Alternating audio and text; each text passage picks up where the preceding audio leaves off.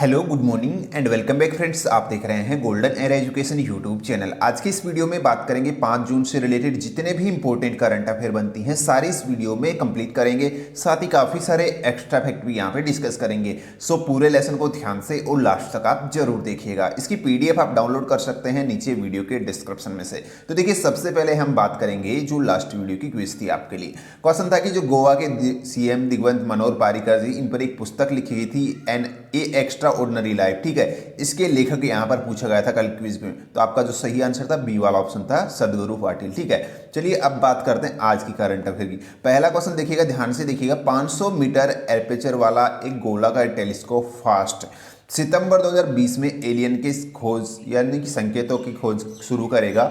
इसको किस देश के द्वारा लॉन्च किया जाएगा, या कौन सा देश इसको लॉन्च करेगा, या कौन से देश ने इसको तैयार किया है?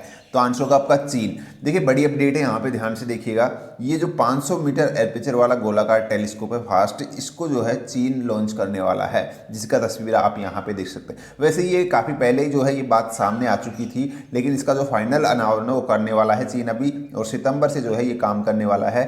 और ये विश्व का सबसे बड़ा टेलीस्कोप है, ध्यान रखिएगा, विश्व का सबसे बड़ा टेलीस्कोप। इसका जो यहाँ पर व्यास है वो कितना है? 500 मीटर इसका व्यास है, ठीक है, डायमीटर। ये अभी आप ध्यान रखिएगा, इतना आप एनफ है आपके लिए, ठीक है। और ये क्या काम करेगा? जो जो ब्रह्मांड के अंदर जो एलियंस से संबंधित जो घटनाएं हैं, ठीक है, क्या वाकई में एलियंस थे या नहीं थे, उन चीज़ों पर ये जो है अध्ययन करेगा। उसके अलावा जो है ये ब्लैक होल, गैस क्लाउड्स और वहाँ पर जो पल्सर्स एवं अधिकतम दूरी की जो आकाश गंगाएं हैं, उनसे संबंधित भी जो है ये डेटा को एकत्रित करेगा। तो ये सारे काम करने के लिए ही चीन ने इसको डिजाइन किया है। तो स्पेशली इसका वर्क होगा एलियंस की खोज करना, या फिर वाकई उनके ऊपर जो है या नहीं है, उनका जो है पता लगाना। तो ये होगा चीन के बारे में। उसके अलावा चीन के बारे में थोड़ा सा और देखिए, इसकी कैपिटल करेंसी और मैं बता देता हूँ आपको। इसकी जो करेंसी है वो है रमिनबी, और इसकी जो कैपिटल है वो है बीजिंग, इसकी कैपिटल है, ठीक है। तो ये भी आप ध्यान रख लीजिएगा, ठीक है, ये दोनों पॉइंट। उसके अलावा देखिए नेक्स्ट क्वेश्चन अपना है, केंद्र सरकार द्वारा कोविड-19 प्रबंधन सूचकांक के तहत 10 राज्यों के लिए किए गए विश्लेषण में कौन सा राज्य प्रथम स्थान पर रहा है? देखिए, अभी केंद्र सेंट्रल गवर्नमेंट ने एक कोविड-19 प्रबंधन सूचकांक जारी किया है, यानी कि कौन सा राज्य कोरोना के प्रबंधन के मामले में सबसे अच्छा है या ऊपर है, उस तरीके से ये इंडेक्स है, ठीक है। तो इसमें जो है राजस्थान पहले स्थान पर है, यानी कि कोरोना प्रबंधन के मामले में जो राजस्थान है वो सबसे ऊपर है इन 10 राज्यों की सूची के अंदर, इंडेक्स में, ठीक है। इतना आप ध्यान रखिएगा। देखिए, किस आधार पर ये बताया गया है इस इंडेक्स में, ये इसलिए बताया गया है, देखिए एक चीज़ यहाँ पर इसके अंदर जो है यूज की गई है, डबलिंग टाइम को। डबलिंग टाइम को जो है इसमें इंक्लूड किया गया है। डबलिंग टाइम मतलब कि पॉजिटिव रोगियों की संख्या दुगने होने का समय।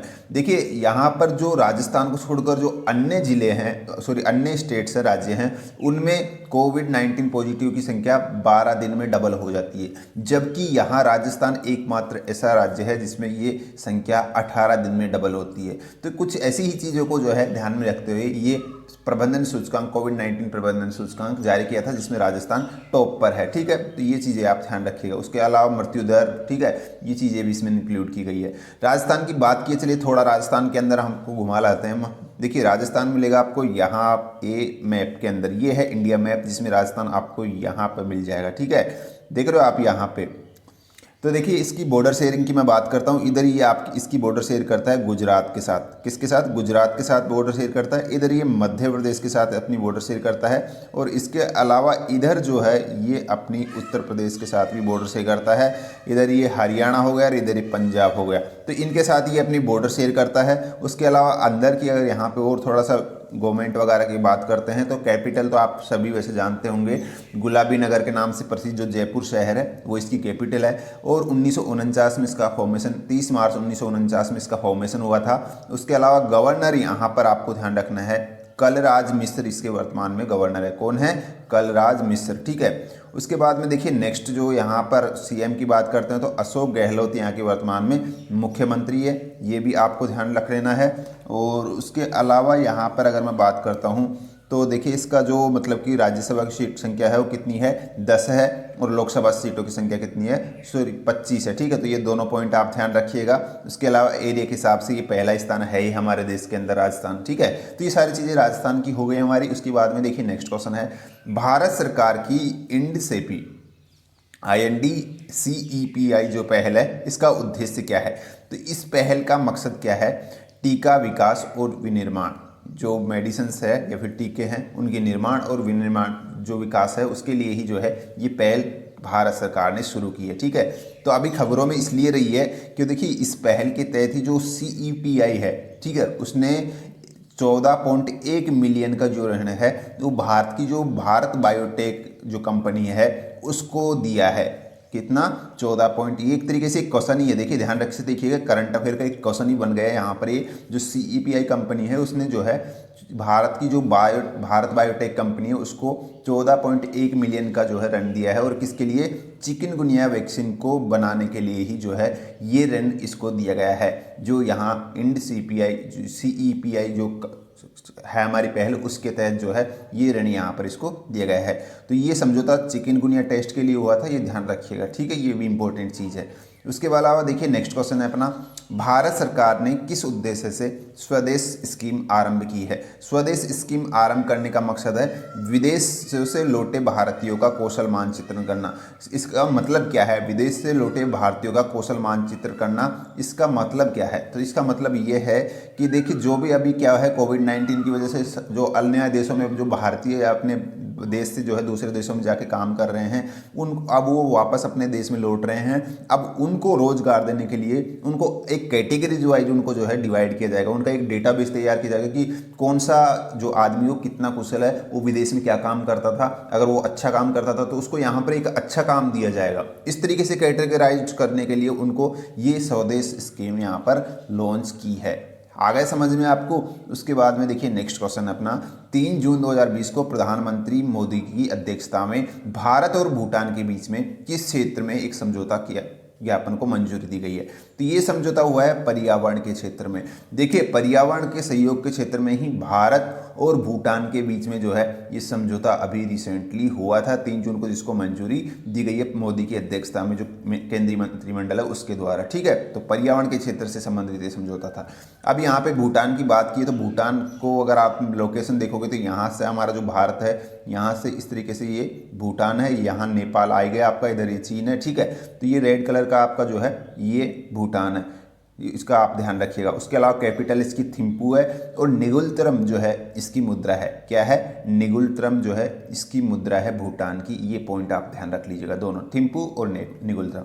उसके बाद में देखिए लक्ष्मी विलास बैंक के जो प्रबंध निदेशक और मुख्य कार्यकारी अधिकारी हैं, जिनका कार्यकाल भारतीय रिजर्व बैंक की मंजूरी के बाद में बढ़ा दिया गया है, तो इनका नाम क्या है? इनका नाम है सुब्रमण्यम सुंदर जो है इनका नाम है। क्या नाम है? सुब्रमण्यम सुंदर, जो वर्तमान में लक्ष्मी विलास बैंक के क्या है प्रबंध निदेशक और मुख्य कार्यकारी अधिकारी हैं, MD और CEO, जिनका कार्यकाल जो है RBI की मंजूरी के बाद 6 महीने की अवधि के लिए बढ़ा दिया, यानी कि 3 नवंबर तक जो है अभी इसको बढ़ा दिया गया है। ठीक है, लक्ष्मी विलास बैंक का हेडक्वार्टर चेन्नई के अंदर है और फाउंडेड डेट इसकी 1926। ठीक है, उसके बाद में देखिए नेक्स्ट क्वेश्चन है अपना, किसको जो British academy of film and television arts, जिसको शॉर्ट में कहते हैं बाफ्टा का नाम अच्छे से सुना होगा आपने। ठीक है, इसका अध्यक्ष नियुक्त किया गया है। आपको बस नाम ध्यान रखना और कुछ नहीं करना है। यहाँ पर कृष्णेंद्रु मजूमदार जो है इनको हाल ही में बाफ्टा का नया अध्यक्ष चुना गया है। किसको?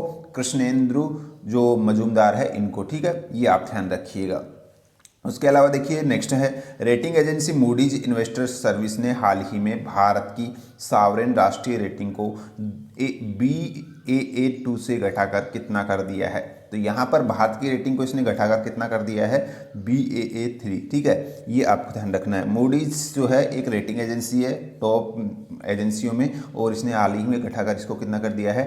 Baa3। ये इंपॉर्टेंट चीज़ है, ध्यान रखिए बस इसको। ठीक है, उसके बाद में देखिए नेक्स्ट क्वेश्चन है कि जो भारतीय उद्योग परिसंघ है, ठीक है, इसका हाल ही में नया अध्यक्ष किसे चुना गया है?